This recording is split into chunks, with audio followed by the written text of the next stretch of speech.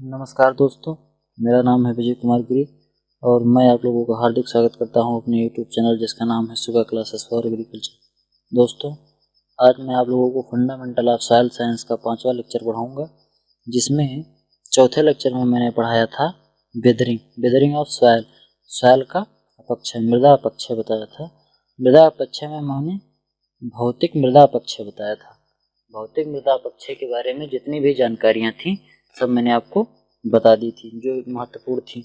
उसके बाद ये दूसरा प्रकार का अपक्षय है रासायनिक अपक्षय। आज हम लोग डिस्कशन करेंगे रासायनिक अपक्षय के बारे में। अब ये रासायनिक अपक्षय होता क्या है? रासायनिक अपक्षय वो होता है कि किसी चट्टान में, किसी मिनरल में, किसी केमिकल में रासायनिक प्रोसेस से, केमिकल प्रोसेस से उस चट्टान का कठोर से धीरे धीरे करके सरल में या मृदु चट्टान में परिवर्तन होना ही रासायनिक अपक्षय है।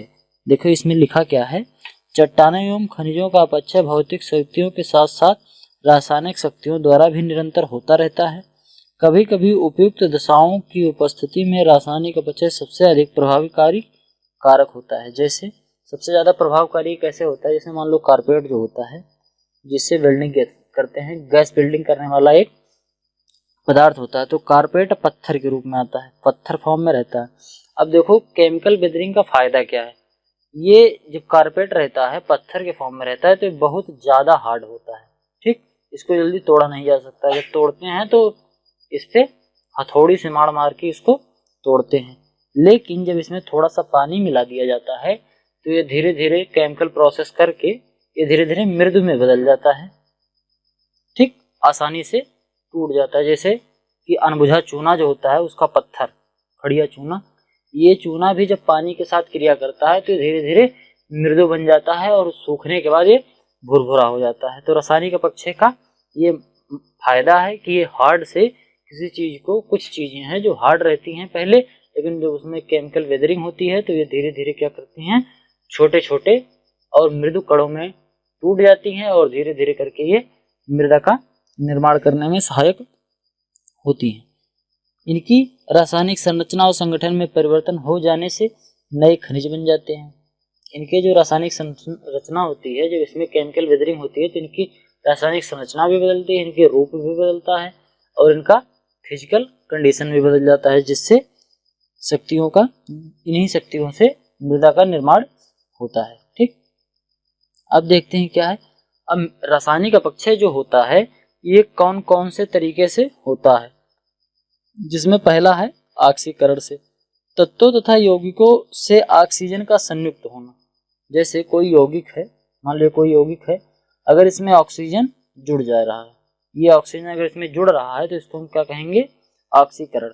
ऑक्सीकरण में ऑक्सीजन जुड़ता है, इलेक्ट्रॉन और हाइड्रोजन की कमी होती है, ये लोग हाइड्रोजन और इलेक्ट्रॉन निष्कासित होते हैं, तो इसको क्या कहते हैं? हम ऑक्सीकरण कहते हैं। रासायनिक अपक्षय पर यह बहुत शक्तिशाली कारक है।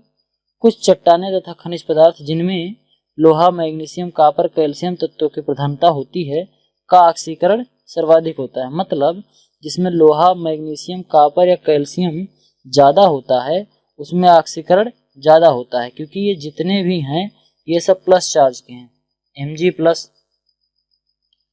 Fe+3, ठीक, Cu+, समझ गए, Cu++, तो ये सब जितने होते हैं ये सब प्लस चार्ज के होते हैं, तो अपने में ये ऑक्सीजन को समाहित कर लेते हैं।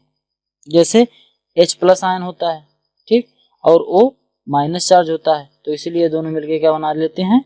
H2O। तो इसी प्रकार से इसमें होता है। अब आगे देखते हैं ये होता कैसे है, इसका एग्जाम्पल देखते हैं। इसके एग्जाम्पल में आप देख सकते हैं कि ये देखो, एक तत्व है, ओलेविन नाम का एक मटेरियल है, यानी कि एक खनिज पदार्थ है। ओलेविन नाम का एक खनिज पदार्थ है जिसमें देखो ऑक्सीजन केवल 4 है, ठीक, लेकिन यहाँ पर एक सुपेंटाइन बना, क्या बना? सरपेंटाइन बना, पढ़ने में दिक्कत हो गई, सरपेंटाइन बना। इस सरपेंटाइन में ऑक्सीजन कितना है? 9 है। इसमें ऑक्सीजन के 9 कण हैं, इसमें ऑक्सीजन के कितने कण थे? 4 कण थे। यानी कि जो ये है ओलेविन, इसका ओलेविन का क्या हुआ? ऑक्सीकरण हो गया। ऑक्सीकरण होने के बाद ये क्या हुआ? आसान से टुकड़े में परिवर्तित हो गया। फिर दूसरा क्या है? ऑक्सीकरण की क्रिया अधिकतर एम्फीबोल्स और पायरॉक्सिन्स खनिज में होता है। ठीक, ये ज्यादातर एम्फीबोल और पायरॉक्सिन खनिज पदार्थों में होता है। ऑक्सीकरण अपक्षय के लिए जल तथा नमी का रहना परम आवश्यक है। जब जल रहेगा तभी रासायनिक अपक्षय होता है। इसके लिए जल बहुत महत्वपूर्ण कारक है।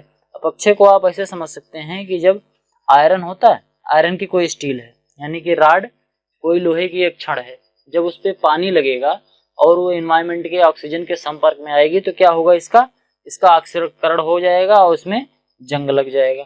फिर देखो लोहा कितना हार्ड होता है, लेकिन इसमें धीरे धीरे जंग लगता जाता है और धीरे धीरे वो जंग छूट छूट के बुरादे के फॉर्म में गिर जाता है और एक समय बाद पूरा लोहा वो खराब हो जाता है। इतना हार्ड लोहा, लेकिन रासायनिक प्रक्रिया द्वारा, रासायनिक अपक्षय द्वारा इतने हार्ड से वो जंग के चूरे में बदल जाता है। ठीक, तो ये इसका एक बहुत महत्वपूर्ण कारक है। फिजिकल वेदरिंग का एक बहुत महत्वपूर्ण कारक है क्या? रासायनिक वेदरिंग, रासायनिक अपक्षय। उसके बाद ऑक्सीकरण तो वो था। अब दूसरा है अवकरण, जिसको हम रिडक्शन कहते हैं। रिडक्शन इसमें क्या होता है? इसमें ऑक्सीजन निकल जाते हैं तथा हाइड्रोजन और इलेक्ट्रॉन के जुड़ने की क्रिया होती है। मतलब इसमें हाइड्रोजन और इलेक्ट्रॉन या तो जुड़ेंगे और या तो ऑक्सीजन निकलेंगे। ये बिल्कुल ऑक्सीकरण का बिल्कुल उल्टा होता है। ऑक्सीकरण में ऑक्सीजन जुड़ता है और इलेक्ट्रॉन और हाइड्रोजन घटते हैं, जबकि इसमें अवकरण में यानी कि रिडक्शन में ऑक्सीजन निकलते हैं, रिडक्शन में ऑक्सीजन निकलते हैं अथवा हाइड्रोजन और इलेक्ट्रॉन जुड़ते हैं। ठीक, अब यह प्रक्रिया किस तरीके से होती है? देखो इसमें क्या होता है? Fe2O3 एक तत्व है जिसको हम कहते हैं फेरिक ऑक्साइड। ये फेरिक ऑक्साइड में ऑक्सीजन देखो 3 था, फिर एक बन गया, ये अपक्षय करके क्या बन गया? Ferrous oxide. इसमें ऑक्सीजन यहाँ पे देखो FeO, ऑक्सीजन केवल 1 बचा। यहाँ पे ऑक्सीजन 3 था, Fe आयरन के साथ ऑक्सीजन 3 था, लेकिन यहाँ कितना हो गया? केवल 1 ऑक्सीजन हो गया। तो इससे क्या हुआ? क्या हम समझ पा रहे हैं कि यहाँ इसमें अपक्षय हुआ है और रासायनिक अपक्षय हुआ है। और रासायनिक अपक्षय में कौन सा अपक्षय हुआ है? रिडक्शन हुआ है। ठीक, तो ये रिडक्शन वाली प्रक्रिया इसमें हुई है। फिर रासायनिक अपक्षय में एक और होता है जल योजन। किसी भी चीज में जल का मिल जाना, जैसे कैल्शियम में जो खड़िया चूना होता है, खड़िया चूने में जब जल मिल जाता है तो ये क्या बन जाता है? मृद चूना बन जाता है। उसी तरीके से कारपेट में जब हम पानी है तो धीरे धीरे वो मृद रूप में आ जाता है। ठीक, वो धीरे धीरे हार्ड फॉर्म से मृदु फॉर्म में आ जाता है, यानी कि हार्ड से वो थोड़ा कोमल टाइप का हो जाता है, हार्ड से सॉफ्ट हो जाता है। फिर जल विश्लेषण अथवा जल अपघटन, इसमें क्या होता है कि जल अपघटित हो जाता है। इसमें जल का योजन होता है, मतलब जल इसमें जुड़ता है, किसी यौगिक में, किसी मिनरल में जल जुड़ जाता है, इसमें जल का अपघटन हो जाता है। जल अपघटित होकर अलग अलग टूट जाता है। फिर दूसरा क्या है? निर्जलीकरण। इसमें क्या होता है कि कोई मान लो खनिज है या कोई चट्टान है या कोई केमिकल है, इस केमिकल में क्या है? जल की मात्रा है। बाद में क्या हुआ कि इसका जल धीरे धीरे इवापोरेशन के थ्रू या किसी भी माध्यम से जल इसका निकल गया। तो जब जल निकल गया तो उसको हम निर्जलीकरण कहते हैं। अब इसको एक बार ध्यान से रिपीट करते हैं जल्दी से। जल योजन जो होता है, इसमें जल जुड़ता है, इसमें जल का अपघटन होता है हाइड्रोलाइसिस में, और डिहाइड्रेशन में जल निकल जाता है। ठीक, तो ये रासायनिक अपक्षय था। अब जैविक अपक्षय। 3 प्रकार के मुख्य अपक्षय होते हैं, एक भौतिक अपक्षय, एक रासायनिक अपक्षय और तीसरा है जैविक अपक्षय। अब जैविक अपक्षय में क्या होता है? पेड़ पौधे, जीव जंतु, मनुष्य द्वारा चट्टानों और खनिजों में जो अपक्षय किया जाता है उसको हम क्या कहते हैं? जैविक अपक्षय। जैव मतलब जीव, जीव से जो अपक्षय होता है उसको हम क्या कहते हैं? जैविक अपक्षय कहते हैं। इसमें वनस्पतियां अपक्षय में वनस्पतियों का योगदान निम्नलिखित रूप से होता है। कौन कौन से रूप से? देखो, जड़ द्वारा।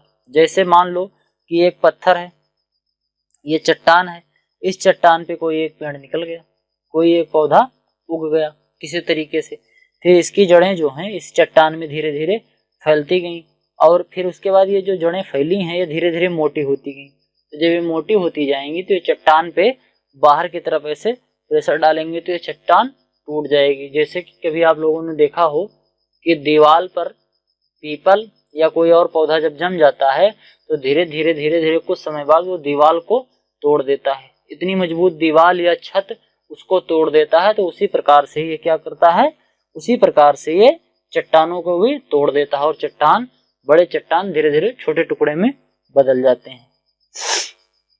अब अगला क्या है? कार्बनिक अम्लों द्वारा। जड़ों में श्वसन की क्रिया के फलस्वरूप CO निकलती रहती है जो जल में अत्यधिक घुलनशील है। CO जल में घुलन कर द्विभाषमिक अम्ल कार्बनिक अम्ल बनाती है, जिससे जल की सक्रियता और विलेयता और बढ़ जाती है। इस प्रकार यह जल चट्टानों और खनिज पदार्थों के निरंतर संपर्क में रहने के कारण उनके पदार्थों को घोलकर विलय कर लेता है। यह कह रहा है कि जब जड़ों में श्वसन क्रिया होती है तो वो CO निकलता है। ठीक, जब श्वसन क्रिया होती है, सॉरी ये थोड़ा गड़बड़ हो गया है, CO2 होता है। क्या होता है? CO2, carbon dioxide. श्वसन की क्रिया में कार्बन डाइऑक्साइड निकलता है और कार्बन डाइऑक्साइड जब ये जल से योजन कर लेता है, मतलब जल के साथ रिएक्शन कर लेता है, तो इसकी वेलेबिलिटी ज्यादा हो जाती है, यानी कि घुलनशीलता ज्यादा हो जाती है। ये अपने में किसी चीज को घोलने में ज्यादा सक्षम हो जाता है। तो ये क्या करता है कि जो खनिज पदार्थ हैं उनके साथ निरंतर संपर्क में रहता है और उनको अपने आप में घोल लेता है, और घोल लेने से जिससे उनका अपक्षय हो जाता है। ठीक, अब अगला क्या है? विघटन द्वारा। वनस्पतियों की जड़ें, तने, पत्तियां, फूल, फल और अन्य विशेष सड़ गलकर विभिन्न प्रकार के निर्बल कार्बनिक अम्ल उत्पन्न करते हैं। ये सब जब सड़ जाते हैं, डिकम्पोज होते हैं, तो ये क्या बनाते हैं? कार्बनिक अम्ल उत्पन्न करते हैं। ये अम्ल प्रायः प्रभावित जल से मिलकर चट्टानों का अपक्षय करती हैं। जब ये अम्ल बन जाएगा जो कार्बनिक अम्ल है, फिर ये अम्ल पानी में मिल जाएगा, जल में, और जल में मिलने के बाद ये चट्टानों के साथ रिएक्शन करके उसकी विदरिंग कराएगा। तो इसको हम कहते हैं विघटन द्वारा। ठीक, अब अगला कौन सा है? सूक्ष्म जीवाणुओं द्वारा। सूक्ष्म जीवाणु इसमें बहुत बड़ी भूमिका निभाते हैं। कैसे? मृदा एवं खनिज पदार्थों के समूह में अनेक प्रकार के सूक्ष्म जीवाणु बड़ी संख्या में उपस्थित होते हैं। मृदा में और खनिज पदार्थों में जो सूक्ष्म जीवाणु होते हैं वो बहुत बड़ी संख्या में एक समूह के रूप में उपस्थित रहते हैं, चाहे मृदा हो चाहे वो खनिज हो, इनमें बहुत मात्रा में वो उपस्थित रहते हैं। जैविक अपक्षय की क्रियाशील होते हैं। जो जैविक अपक्षय में क्रियाशील होते हैं, ये मतलब जैविक अपक्षय कराने में ये भागीदार होते हैं। बहुत से सूक्ष्म जीवाणु चट्टानों और खनिज पदार्थों के कार्बन डाइऑक्साइड, सल्फर, कैल्शियम और अमोनिया इत्यादि से अपना भोजन संश्लेषित करते रहते हैं और इनके ऑक्सीकरण से ऊर्जा प्रदान करते रहते हैं। कुछ विशेष प्रकार के जीवाणु सिलिकेट खनिजों का अपघटन कर देते हैं। बेसिलस वल्गैरिस जीवाणु कैल्शियम और मैग्नीशियम के यौगिकों को संयोग से डोलोमाइट खनिज बना देते हैं। मतलब ये जो माइक्रो ऑर्गेनिज्म होते हैं ये खनिजों के साथ, कुछ खनिजों के साथ अपना रिएक्शन करके उनको ऑक्सीकृत करके और दूसरे प्रकार के खनिज बना लेते हैं, जो मृदु टाइप के खनिज होते हैं, उस टाइप के खनिज बना लेते हैं। फिर क्या है? जंतु। एनिमल के द्वारा अनेक प्रकार के जंतु का जैविक अपक्षय में निम्नलिखित प्रकार से योगदान है। जैसे बिल बना लेंगे, वो माद बना लेंगे, बिल या माद बना लिया, फिर बाद में उसमें पानी भर गया, फिर पानी वो ठंडा हुआ, फिर उसमें प्रसार हुआ, इसी प्रकार से वो टूट गया। धीरे धीरे वो बिल बनाने के लिए उसको खुरचते हैं मिट्टी को, या अगर पत्थर है तो पत्थर को भी खुरचेंगे, तो कुछ हद तक वो पत्थर को खुरच कर भी अपक्षय करने में सहायक होते हैं। विघटन करवा के भी ये बहुत प्रकार से सहायता करते हैं। उसके बाद फिर क्या है? मनुष्य भी इसको करने में बहुत महत्वपूर्ण योगदान देता है।